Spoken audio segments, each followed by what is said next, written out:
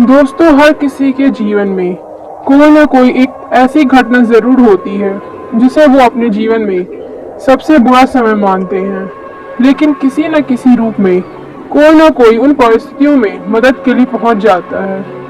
मैं आज आप लोगों के सामने एक ऐसी घटना का उल्लेख करने जा रहा हूँ।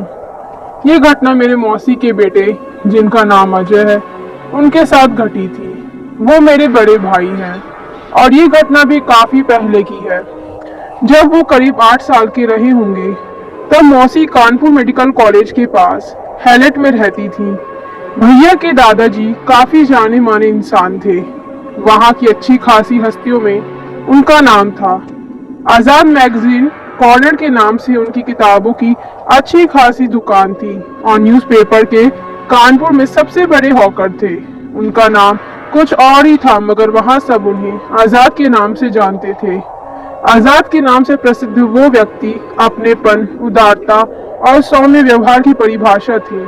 मैं भी उन्हें दादाजी ही कहता था और वो मुझे भी उतना ही प्यार करते थे जितना कि अपने पोतों को करते थे। हैलेट में रहने के कारण वो लोग कानपुर मेडिकल कॉलेज के बहुत पास रहते थे। अजय भैया और उनके बड़े भाई अक्सर मेडिकल कॉलेज के पार्क और बगीचों में खेलने जाया करते थे। वहाँ के लोगों के साथ अच्छे व्यवहार के कारण भी लोग उन्हें वहाँ कोई मना नहीं करते थे। रोज के जैसे ही दिन चल रहे थे। दिवाली आने को थी और बच्चों की छुट्टियां चल रही थी। दोनों भैया उस दिन साइकिल से खेल रहे थे। बड़े भैया ने अजय भैया को पीछे बैठा रखा था और वो दोनों वहीं मेडिकल कॉलेज से थोड़ी दूर पर ही साइकिल में घूम रहे थे। फिर घूमते हुए मेडिकल कॉलेज के पास आ गए। वहां पर बड़े भैया साइकिल से उतर गए और वहां के एक अंकल, जो कि पहचान के थे, उनसे कुछ बात करने लगे। साइकिल खड़ी थी और उस पर पीछे की सीट पर अजय भैया अभी भी बैठे थे। अभी 5 मिनट ही हुए होंगे कि अचानक अजय भैया साइकिल समेत नीचे गिर पड़े। वो अंकल और बड़े भैया उनके पास आए, उन्हें उठाया, मगर वो बेहोश हो चुके थे। दोनों ने सोचा कि शायद संतुलन खोने की वजह से गिर गया होगा और वे उन्हें उठाकर घर ले आए। घर आने पर मौसी जी उनके मुंह पर पानी वगैरह छिड़का, मगर उन्हें कोई होश नहीं आ रहा था। अचानक उनकी सांसें उखड़ने सी लगी और वो लंबी लंबी सांसें लेने लगे।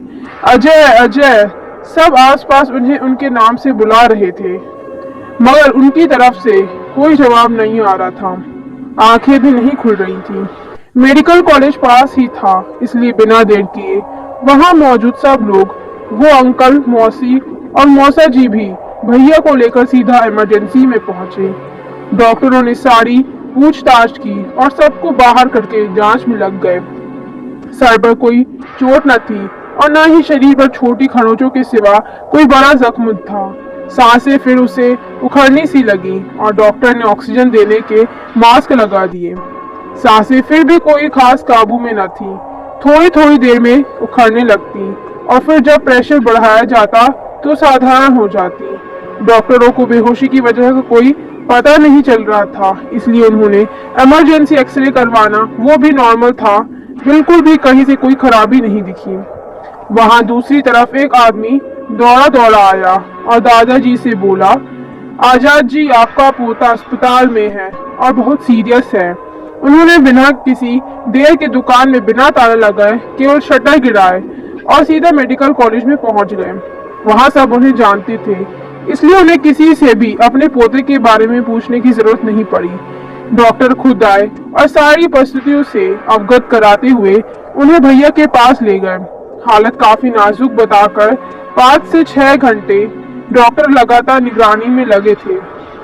दिल की धड़कन वाली मशीन भी अपनी सीमा पर पहुंचने लगी थी और मशीन की आवाज ने हालत बयां करनी शुरू कर दी थी।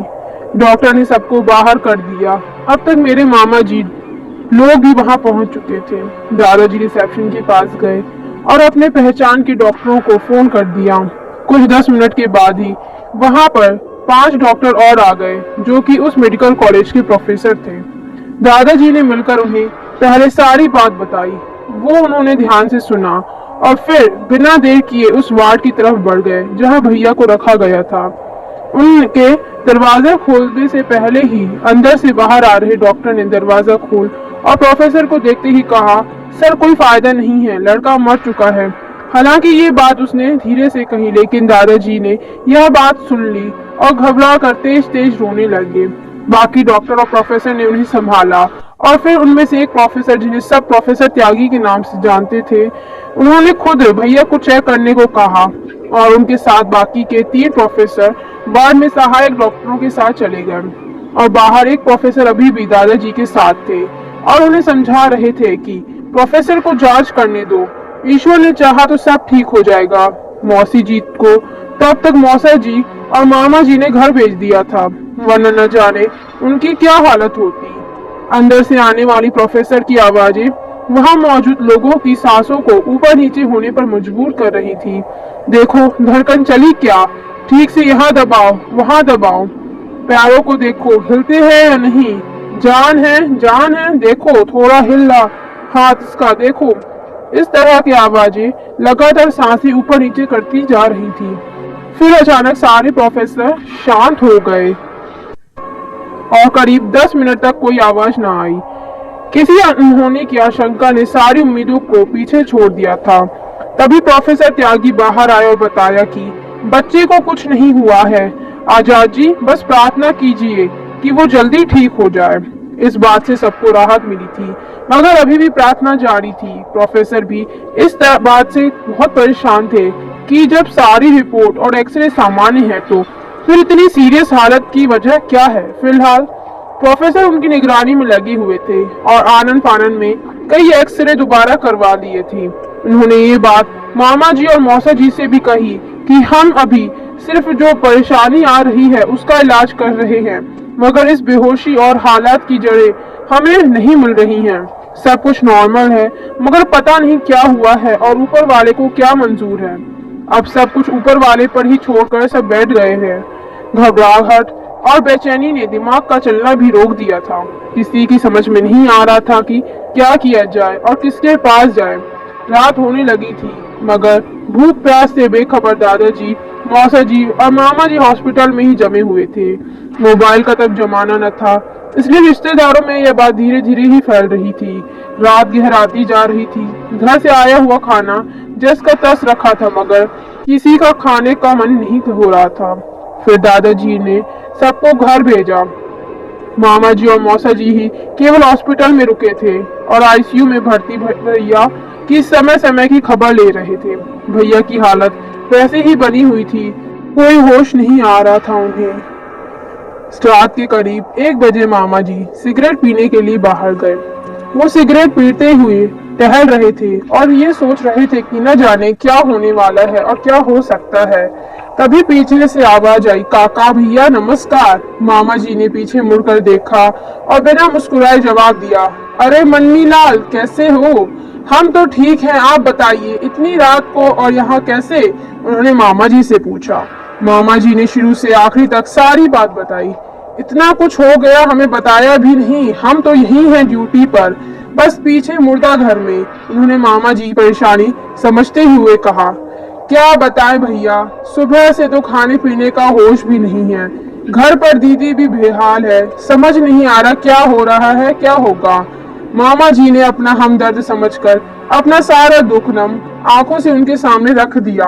भैया परेशान ना हो, बस 3 घंटे और रुक जाओ, सुबेरा होते ही बस हम अपना झोला ले आए और फिर देखते हैं कहीं कोई और बात तो नहीं। उन्होंने मामा जी से कहा, देखो भैया जैसा बन पड़े करो, बस ये ठीक हो जाए।